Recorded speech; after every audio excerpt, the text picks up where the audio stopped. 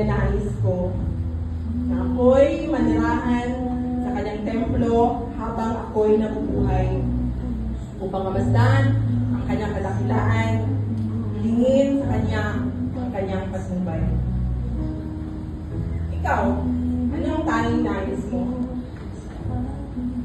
Naranasan mo na ba ang pag-isipan pa pupunta sa araw na inilagay niya para purihin at unahin siya ang pagsamba? Sana naisin mong pumunta kahit masaktan ka. Sana naisin mong unahin siya kahit hindi ka masaya. Pupunta kahit wala sa modo. Pupunta kahit malayo ka pa. Pupunta kahit pamasahe na lang meron ka. Pupunta kahit nasaktan ka pa ng kapwa mo mananampalataya. Lalong sana pupunta pag manghihina ka. Pupunta para sa Kanya. Pag may problema ka, huwag mong piling mag-isa. Sa pag-aakalang pwedeng takasan ang sakit na nararamdaman, kaya pinili mo lumayo muna. Akala mo, pwedeng punan ng bagay sa mundo ang problema at kaungkapan na nararamdaman at nararanasan mo. Oo, masaya, pero pansamantala lang pala. Darating ka sa momentong mapapagod at mapapagod ka. Nung panahong hindi ka pumunta, nung panahong hindi siya ang pinili mo, nung panahong hindi siya yung nais mo, nasaktan mo siya.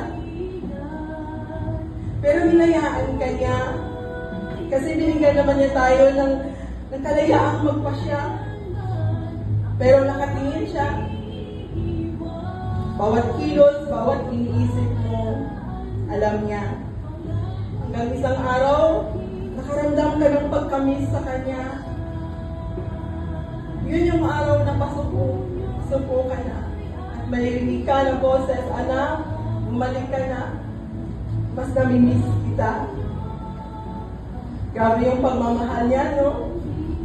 Yung kahit saktan mo pa siya, kahit ilang beses, na luminis ka. Kahit may mga panahong hindi siya yung nais mo, ikaw pa din ang inaalala niya. Namatay na kasi siya nung tayo makasalanan pa. Hindi mo pa nagawa, binayaran na niya. Pagmamahal ay pagpili. Tulad ng pagmamahal niya. Bumaba sa lupa, iniwan ang karangyaan sa kalangitan para magdusay ibigay ang buhay niya dahil mahal ka niya. At hindi ka niya sinusukuan.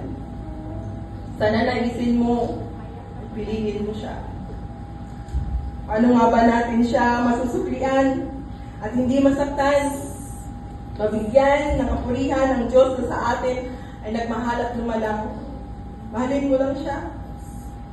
Naisin mong laging gunahin siya. Dahil pag mahal mo, takot ka na masaktan ang puso niya. Pag mahal mo, pipiliin mong magpuri kahit nasasaktan ka pa.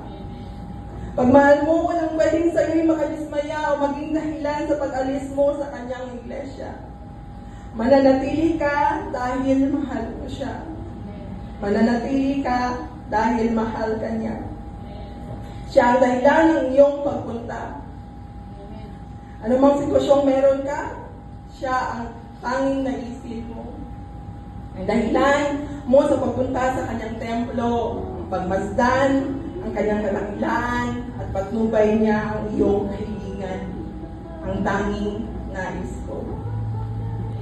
Lord, amen.